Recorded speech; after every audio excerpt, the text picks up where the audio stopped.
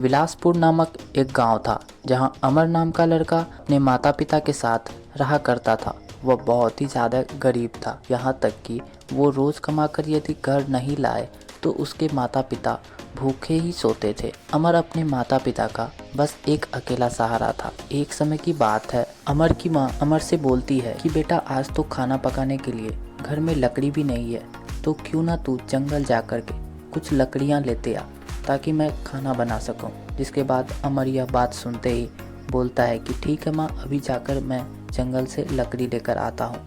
इसके बाद अमर खाना पकाने के लिए लकड़ी ढूंढने जंगल में जाता है। जंगल में पहुँचने के बाद अमर को एक अद्भुत तेज रोशनी दिखाई देती है, जिसे देखने के बाद वह उस रोशनी के पीछे जाता है। जैसे ही उस तेज रोशनी के पास जाता है, अमर अचानक गायब हो जाता है वहाँ से और एक घना गुफा में जा पहुँचता है। जिसके बाद अमर बोलता है कि ये मैं कहाँ आ गया हूँ, क्या यहाँ कोई है। जिसके बाद वहाँ एक बूढ़ा आदमी हाथ में छड़ी लिए उसके तरफ ये बोलते हुए आता है कि घबराओ नहीं, ईश्वर ने तुम्हें चुना है। जिसके बाद अमर को कुछ समझ नहीं आता है और वह बोलता है क्या मतलब चुना है, किस काम के लिए मुझे चुना गया है और मैं ये कहाँ पे हूँ। बूढ़ा जिसके बाद बोलता है दुनिया की रक्षा करने के लिए। फिर अमर बोलता है क्या बकवास कर रहे हो, भला मैं कैसे रक्षा करूँगा। बूढ़ा जवाब देता है करोगे इसी छड़ी के सहायते से, बस इसे स्वीकारना होगा। अमर बोलता है ओके, मगर छड़ी में ऐसा क्या खास है। जिसके बाद बूढ़ा फिर बोलता है इसकी शक्तियों को अपनाना बहुत ही कठिन काम है। जिसके बाद अमर जवाब देता है अच्छा। तो बूढ़ा जिसके बाद बोलता है कि अब चलो ये छड़ी पकड़ो और बोलो छड़ी की शक्तियाँ हमारी हो। ठीक अमर वैसा ही करता है और बोलता है छड़ी की शक्तियाँ हमारी हो। जिसके बाद एक तेज रोशनी बिजली जैसे कड़कती है और जिसके बाद सारा कुछ बदल जाता है। अमर बोलता है ओह ये क्या हुआ मुझे, और ये बूढ़ा किधर गया। जिसके बाद अमर बोलता है छड़ी मुझे यहाँ से बाहर निकालो। छड़ी की जादू से तुरंत वो अपने गांव में चला जाता है। उसे गांव के सारे लोग उसे घूर घूर के देखता है, क्योंकि वह जादुई छड़ी की शक्ति से उसका चेहरे के साथ शरीर का वस्त्र भी बदल चुका था। अमर अपने घर जाता है।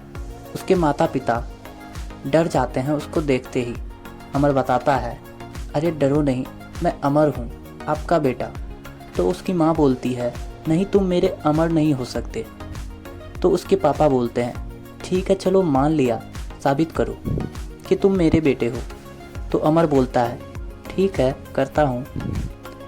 अमर कुछ देर शांत होकर बोलता है याद है पापा, आपने बचपन में नायरा आंटी को किस किया था और मुझे माँ से छुपाने के बदले चॉकलेट दिलाए थे। जिसके बाद ये बातें सुनकर अमर की माँ उसके पापा पर गुस्सा तो करती है और इसके पापा नज़र चुराते हुए अमर से बोलते हैं बेटा ये बातें छोड़कर कोई और बातें तुम नहीं बता सकते थे। जिसके बाद अमर बोलता है मुझे इस बात से ज़्यादा बेटर कोई और बात बताना ठीक ही नहीं लगा। अमर के पापा जिसके बाद बोलते हैं ठीक है अच्छा, तो मैं मानता हूँ कि तुम मेरे बेटे अमर ही हो। जिसके बाद उसकी मम्मी बोलती है तो इसका मतलब वो आंटी को अपने किस किया था। अमर के पापा हाँ नहीं ठीक है, हम बाद में बात करेंगे इस पे। जिसके बाद अमर की माँ थोड़ा गुस्सा करती है, लेकिन सब ठीक हो जाता है। फिर जिसके बाद अमर की माँ बोलती है आपको तो मैं देख लूँगी। जिसके बाद अमर के पापा अमर से बोलते हैं अच्छा तुम इतना कैसे एकदम बदल गए। तो अमर सारी कहानियाँ बताता है और जिसके बाद अमर सोचता है कि मैं पुराने बॉडी में छड़ी की मदद से पा सकता हूँ। तो अमर बोलता है छड़ी से मुझे पहले जैसे बनाओ। छड़ी तो तुरंत उसे पहले के जैसे बना देता है। तो जिसके बाद फाइनली वो पहले जैसा अमर के रूप में भी आ जाता है, जिसे देखकर उसके माता पिता बहुत ही खुश होते हैं।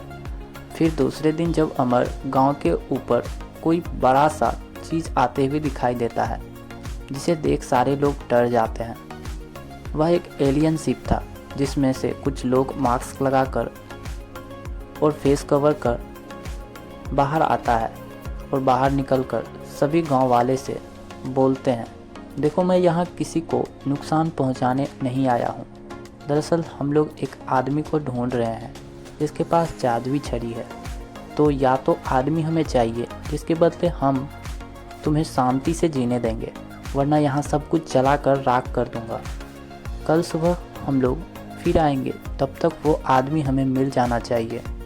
जिसके बाद रात में अमर के माता पिता बहुत चिंतित रहते हैं और उसे बोलते हैं, बेटा ये क्या हो गया, कितनी आराम से हम लोग ज़िंदगी काट रहे थे, अब ये क्या हो रहा है।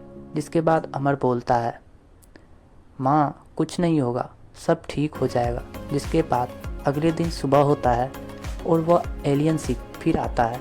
फिर उसमें से कुछ एलियन निकलकर बोलता है, क्या हुआ। जिसके बाद वह एलियन बोलता है, ऐसे तुम सभी नहीं बोलोगे।